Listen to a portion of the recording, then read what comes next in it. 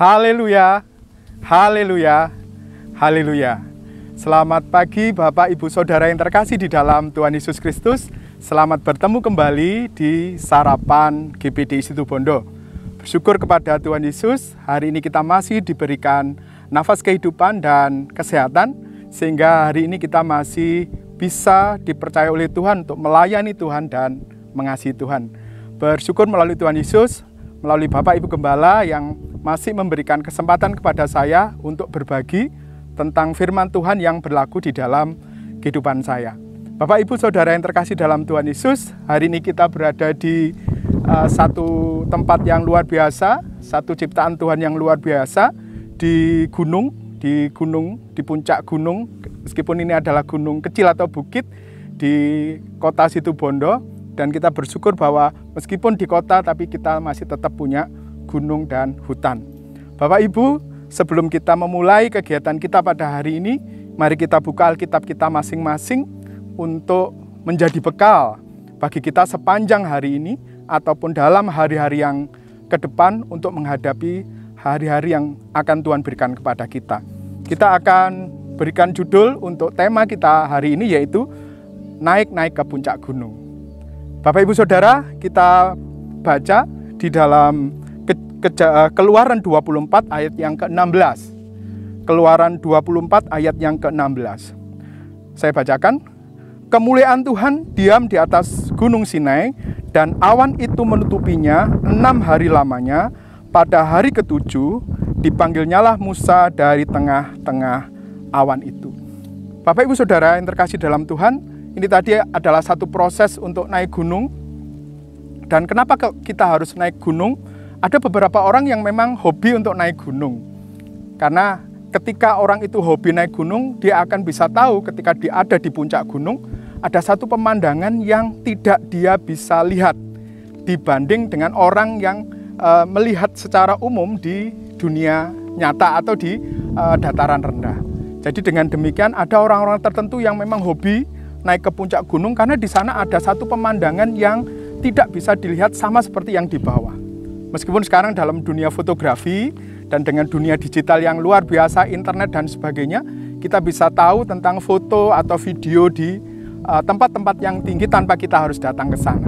Tapi tetap saja ada orang yang mengatakan bahwa lebih nikmat kalau datang ke sana sendiri. Ini memang hobi, setiap orang bisa suka atau tidak.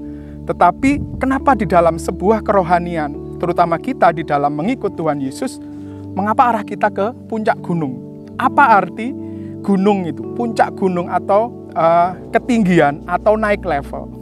Bapak Ibu, kalau kita belajar dari sini di Keluaran 24 ayat 16, di puncak gunung itu ada sebuah kemuliaan Tuhan.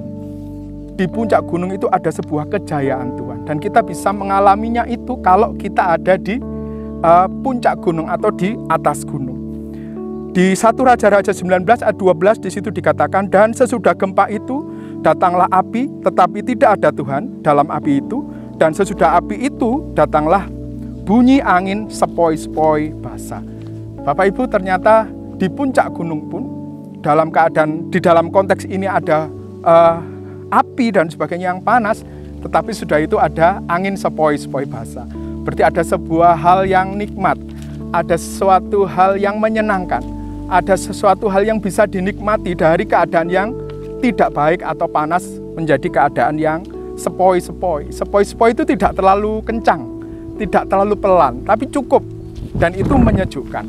Angin kalau terlalu kencang seperti sekarang, cukup kencang, menjadi dingin, kita kedinginan. Tapi kalau terlalu lambat, kita juga kepanasan. Tapi kalau terlalu yang enak memang sepoi-sepoi. Jadi tidak kencang dan tidak terlalu pelan. Dan itu adalah kalau kita ada di puncak gunung. Ini kebetulan konteksnya di 1 Raja-Raja 9 ayat 12. Bapak Ibu Saudara, ketika tadi proses naik gunung, itu ternyata ada 3 tipe orang. Ketika naik menuju puncak gunung, ada 3 tipe orang. Yaitu tipe orang yang pertama adalah orang yang mengundurkan diri.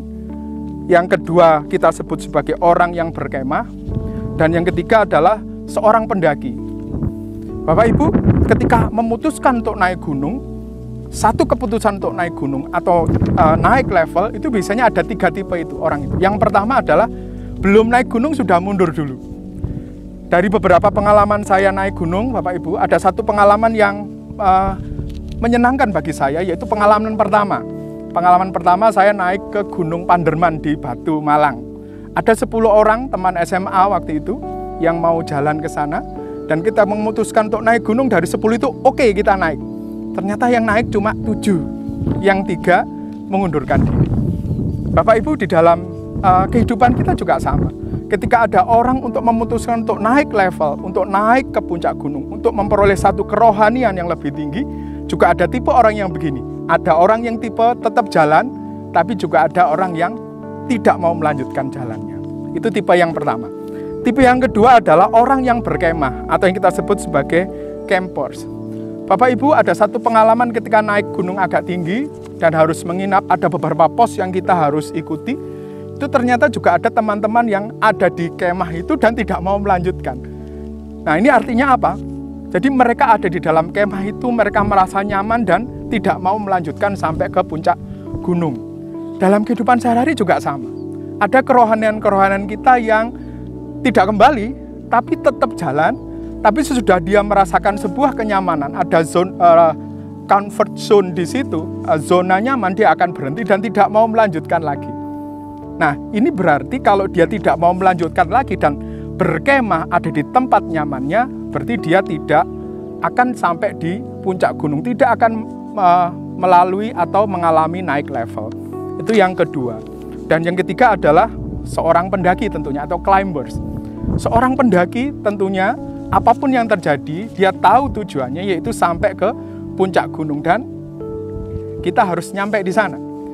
Bapak Ibu, dari 7 orang yang memutuskan pertama kali kita naik gunung, dan ternyata dari 10 yang 3 tidak ikut, tidak jadi, dan dari 7 ternyata ada 3 orang lagi yang tidak ikut. Jadi dengan demikian yang sampai ke puncak itu hanya 4 orang. Bapak Ibu, dalam kehidupan kita sehari juga sama. Ada banyak orang yang mempunyai komitmen untuk naik level, untuk meningkatkan kerohaniannya kembali, untuk menjadi lebih tinggi lagi, untuk mendekat kembali kepada Tuhan. Tetapi dari banyak orang itu ternyata tidak semuanya sampai ke puncak gunung. Dalam pengalaman saya seperti itu. Ketika memutuskan ternyata yang mengundurkan diri 3. Ketika sampai di sana ada satu tempat peristirahatan dan mereka mundur lagi 3. Dan sampai ke puncak hanya 4. Bapak Ibu, kita termasuk yang mana? Bapak Ibu, kalau kita menjadi seorang climber atau seorang pendaki, maka nanti ketika ada di puncak gunung, tentunya ada hal-hal yang bisa kita nikmati di situ. Seorang pendaki yang sejati ketika sampai di puncak gunung, maka dia akan sangat menikmatinya. Semua capeknya akan hilang dan berganti dengan satu sukacita yang luar biasa. Tenaga yang dikeluarkan mungkin banyak sekali, tetapi ketika ada di puncak gunung, maka dia merasa bahwa semua lelahnya akan hilang, semua capeknya hilang. Rasanya keringat yang sudah terkucur itu akan setimpal dengan apa yang dia didapat ketika di puncak gunung. Dia bisa melihat pemandangan yang semua orang tidak bisa lihat. Mungkin dia juga bisa ada di posisi di atas awan. Jadi seperti itu. Bapak Ibu, seorang yang bisa sampai di puncak gunung, di dalam Mazmur 24 ayat 3 sampai 5, siapakah yang boleh naik ke atas gunung? Siapakah yang boleh berdiri di tempatnya yang kudus? Saya garis bawahi ayat yang keempat, orang yang bersih tangannya dan murni hatinya, yang tidak menyerahkan dirinya kepada penipuan, dan yang tidak bersumpah palsu. Bapak Ibu bisa memahami. Dan yang ayat yang kelima, dialah yang akan menerima berkat dari Tuhan dan keadilan dari Allah yang menyelamatkan dia. Haleluya, puji Tuhan. Bapak Ibu Saudara, orang yang boleh naik ke puncak gunung, yang boleh naik levelnya secara rohani adalah orang yang bersih hatinya, orang yang murni hatinya, dan tidak menyerahkan dirinya kepada penipuan, dan yang tidak bersumpah palsu. Dan ketika ada di puncak gunung, ada satu janji Tuhan di situ, dia akan menerima berkat dari Tuhan dan keadilan dari Allah yang menyelamatkan dia. Haleluya. Bapak Ibu, banyak sekali sebenarnya berkat-berkat yang akan diterima di atas puncak gunung, termasuk juga di Mazmur 1 ayat 5. Saya akan bacakan dengan cepat. Mazmur Daud, Tuhan siapa yang boleh menumpang dalam kemahmu? Siapa yang boleh diam di gunungmu yang kudus itu? Saya garis bawahi, yaitu dia yang berlaku tidak bercela, yang melakukan apa yang adil dan yang mengatakan kebenaran dengan segenap hatinya, yang tidak menyebarkan fitnah dengan lidahnya, yang tidak berbuat jahat terhadap temannya, dan yang tidak menimpakan cela kepada tetangganya. Kalau kita baca sampai ayat ke-5, itu adalah berkat-berkat yang akan dialami oleh orang-orang yang bisa berhasil sampai ke puncak gunung. Bapak Ibu, ini tadi ketika naik ke puncak gunung ini tadi, di bukit yang nggak terlalu tinggi, ini ada juga beberapa yang merasa, aduh cek capeknya, aduh ngos-ngosan, aduh nggak pernah olahraga, jadi seperti itu. Tetapi ingat, ketika kita naik level di dalam kerohanian kita, ada satu janji yang Tuhan berikan kepada kita supaya kita sampai di dalam puncak itu, supaya kita ada di dalam satu level yang dikehendaki Tuhan. Apa itu? Kita buka dari Habakuk 3 ayat 19, saya bacakan untuk saudara. Allah Tuhanku itu kekuatanku, Ia membuat kakiku seperti kaki rusa, Ia membiarkan aku berjejak di bukit-bukitku.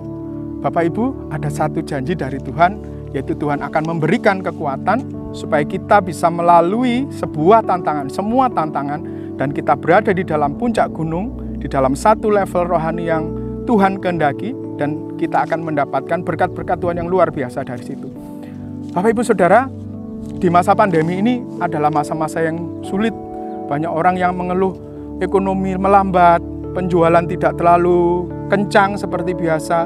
Bahkan ada teman-teman saya yang punya usaha atau perusahaan bingung, gimana ya melanjutkan ini, pokoknya bisa menggaji karyawan aja sudah puji Tuhan. Dan dia berupaya untuk tidak memberhentikan atau merumahkan karyawannya. Bagaimana supaya perusahaannya tetap jalan dan bisa menggaji karyawannya, sehingga karyawannya juga tetap bisa hidup dengan layak, setidaknya seperti itu. Dan dia tidak mementingkan keuntungan bagi dia dan perusahaan. Pokoknya perusahaan tetap bisa jalan. Ada beberapa saudara seiman kemarin, saya tahu bahwa dia juga dalam masa pergumulan dalam hal ekonomi, keuangan dan sebagainya, tetapi dia mempunyai satu hati yang besar untuk tetap bisa memberi di dalam kekurangannya, untuk bisa membantu orang lain. Sedangkan dia juga butuh itu. Dia butuh uang itu, tetapi dia masih tetap mau memberi kepada orang lain. Meskipun dia juga butuh. Dia mau memberi dari kekurangannya.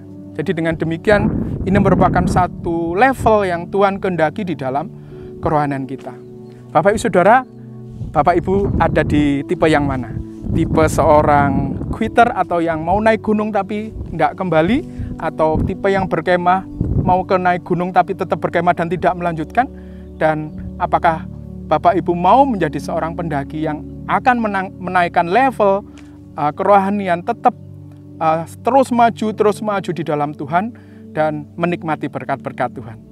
Saya kira demikian Bapak Ibu, sarapan pada hari ini. Tetap jaga kesehatan, tetap jaga protokol kesehatan, dan pakai masker, sering cuci tangan. Tuhan Yesus memberkati Bapak Ibu. Haleluya.